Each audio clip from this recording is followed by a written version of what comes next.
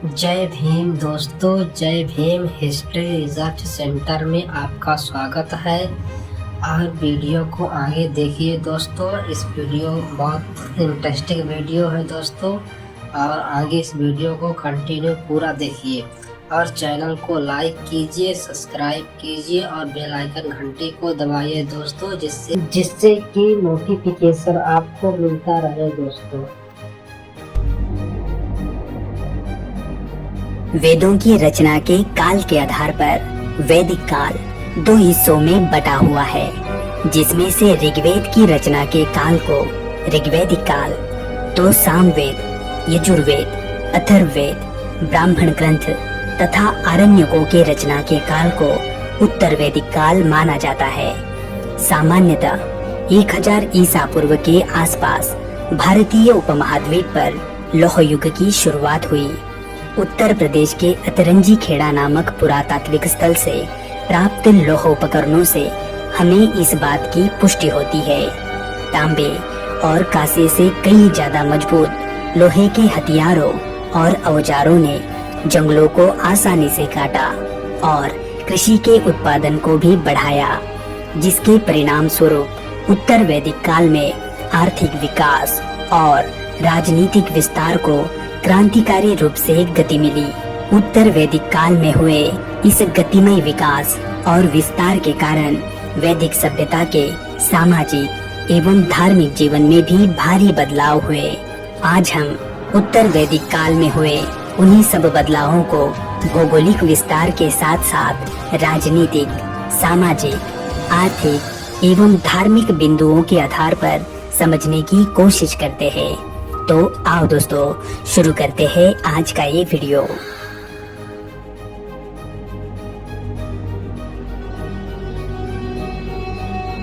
ऋग्वैदिक काल में आर्य सभ्यता भारत के पश्चिमोत्तर क्षेत्र तक ही सीमित थी, लेकिन उत्तर वैदिक काल के शुरुआत में हुई लोहे की खोज ने आर्यों को भारत के मध्य तथा पूर्वी भाग की तरफ विस्तार करने में मदद की। अब आर्य सभ्यता का केंद्र सप्त सैंधव प्रदेश से हटकर कुरुक्षेत्र अर्थात गंगा यमुना दोआब के उत्तरी भाग तक आ गया। शतपथ ब्राह्मण के विदेह माधव की कथा में आर्यों के सदानीरा नदी के पूर्व की ओर प्रसार का वर्णन मिलता है।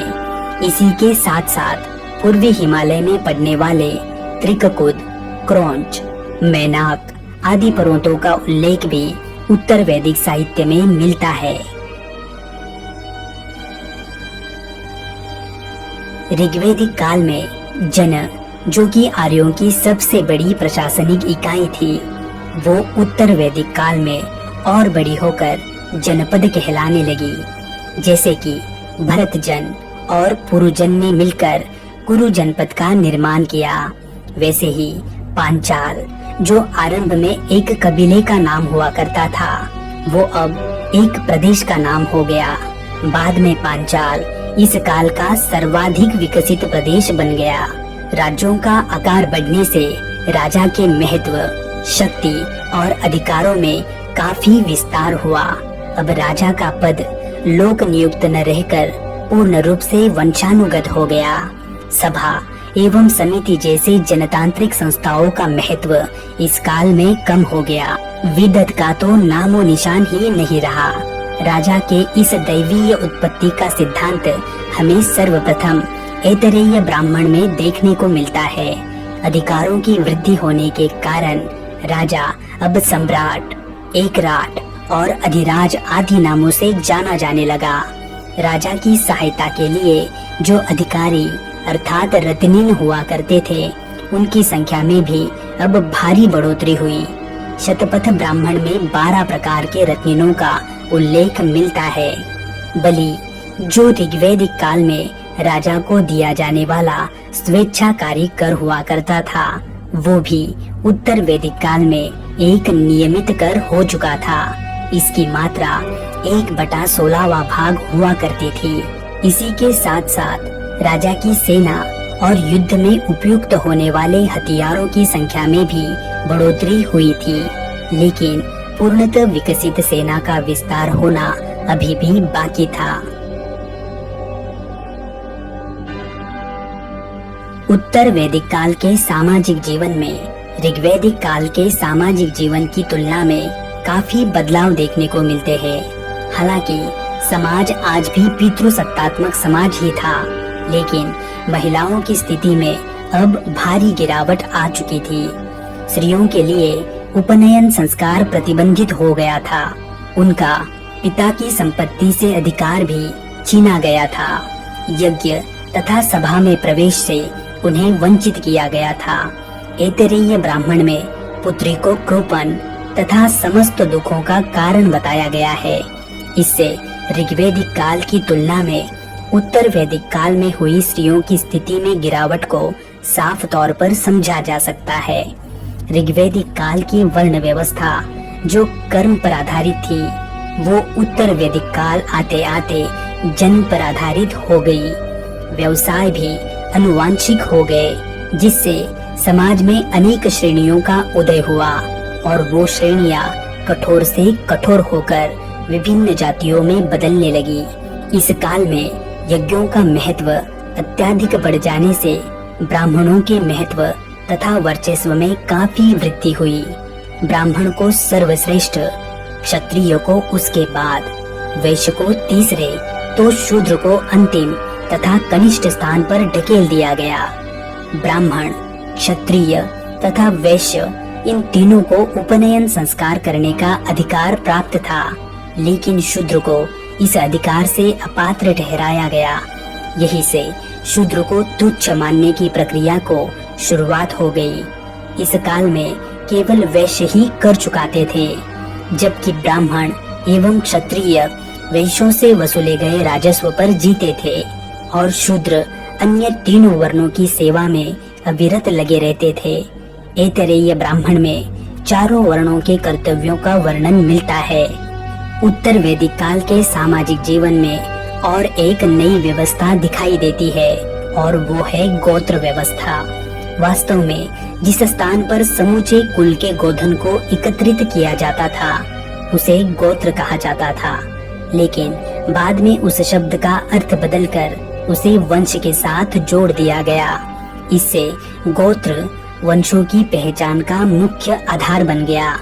सामाजिक जीवन में हुए बदलावों के इसी क्रम में हमें उत्तर वैदिक काल में और एक व्यवस्था विशेष रूप से दिखाई पड़ती है और वो है आश्रम व्यवस्था। इस व्यवस्था के तहत मानव के जीवन को ब्रह्मचर्य, गृहस्थ, वानप्रस्थ और संन्यास इन 4 भागों में बांट दिया गया था। छांदोग्य उपनिषद में 3 आश्रमों का तो जाबलोपनिषद में 4 आश्रमों का विवरण मिलता है। इसी के साथ साथ संस्कारों के 16 और विवाह के 8 प्रकार हमें इस काल में देखने को मिलते हैं।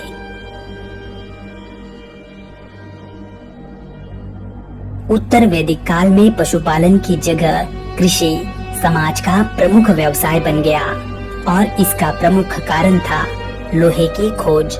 इस काल में लोहे से बने उपकरणों के प्रयोग से कृषि क्षेत्र में क्रांति आ गई। फसलों की संख्या और उत्पादन में बढ़ोतरी हो गई, जिसके फलस्वरूप व्यापार एवं वाणिज्य में विस्तार हुआ। शतपथ ब्राह्मण में कृषि से संबंधित जुताई, बुआई, कटाई तथा मड़ाई इन क्रियाओं का वर्णन मिलता है। ऋग्वैदिक काल में ज्यादातर व्यापार वस्तु विनिमय के माध्यम से हुआ करता था, लेकिन उत्तर वैदिक काल में धीरे धीरे मुद्रा का प्रचलन होने लगा। निष्क, शतमान, कृष्णल, पाद आदि मुद्रा के प्रकार प्रचलित हो गए। इस काल के लोग विभिन्न प्रकार के मृद भांडों का उपयोग किया करते थे, जिनमें काले रंग के मृद भांड, लाल रंग के मृद भांड, काले एवं लाल रंग के मिश्रित मृद भांड तथा चित्रित धूसर मृद भांड आदि मृद भांडों का समावेश होता है।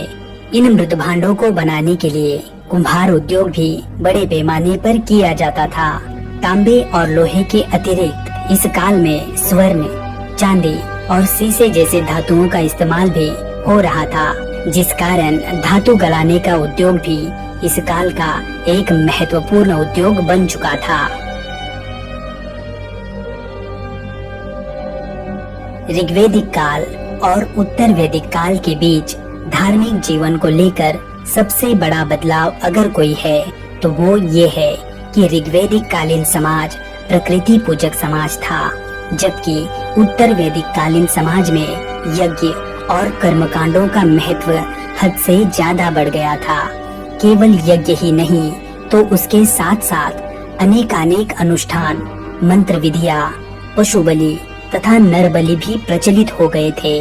इंद्र और अग्नि जो ऋग्वैदिक काल के सबसे प्रमुख देवता थे, उनका महत्व कम होकर अब प्रजापति, रुद्र और विष्णु का महत्व बढ़ गया था। वर्ण व्यवस्था के कठोर रूप के कारण पूषण, जो कि पहले पशुओं के देवता हुआ करते थे, वे अब केवल शूद्रों के ही देवता रह चुके थे। इस काल में मूर्ति पूजा के आरंभ होने का भी आभास मिलता है।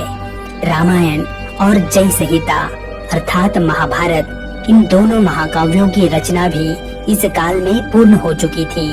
उत्तर वैदिक काल में आर्थिक संपन्नता के कारण राजाओं और पुरोहितों द्वारा बड़े बड़े यज्ञों का आयोजन किया जाने लगा था, जिसमें राजसूय यज्ञ, जो कि राजा के राज्याभिषेक से संबंधित था, वाजपेय यज्ञ, जो कि राजा द्वारा अपनी शक्ति प्रदर्शन के लिए किया जाता था, इसमें रथ दौड़ का आयोजन भी किया जाता था, अश्वमेध यज्ञ, जो कि सर्वाधिक महत्वपूर्ण यज्ञ था, इसमें राजा द्वारा साम्राज्य की सीमा में वृद्धि के लिए घोड़े को छोड़ा जाता था। इसी के साथ साथ अग्निष्टोम यज्ञ, सौत्रामणि यज्ञ और पुरुषमेध यज्ञ भी प्रचलित थे। इनमें से सौत्रामणि यज्ञ में पशु की आहुति तो पुरुषमेध यज्ञ में पुरुष की आहुति का प्रावधान था। यज्ञ तथा कर्मकांडों में बलि प्रथा के इस बढ़ते प्रभाव के कारण उत्तर वैदिक काल के अंतिम चरण में रचे गए उपनिषदों में कर्म कांडों की घोर आलोचना की गई है। उत्तर वैदिक काल की कठोर वर्ण व्यवस्था, स्त्रियों की दशा में आई गिरावट और कर्म कांडों के बढ़ते प्रभाव का परिणाम ये हुआ कि समाज में इन कुरीतियों का विरोध करने वाला एक दूसरा वर्ग उभर कर सामने आ गया। इस संबंध में संपूर्ण जानकारी को हम इसी श्रृंखला में आगे आने वाले महाजनपद, बौद्ध तथा जैन धर्म से जुड़े वीडियोज में विस्तार से समझेंगे। तो दोस्तों, आपको ये जानकारी कैसी लगी, आप हमें कमेंट बॉक्स में जरूर बताइए। वीडियो को लाइक करके अपने दोस्तों में शेयर कीजिए और चैनल को सब्सक्राइब करके बेल आइकन को और नोटिफिकेशंस पर सेट कीजिए, ताकि हमारे अगले वीडियो की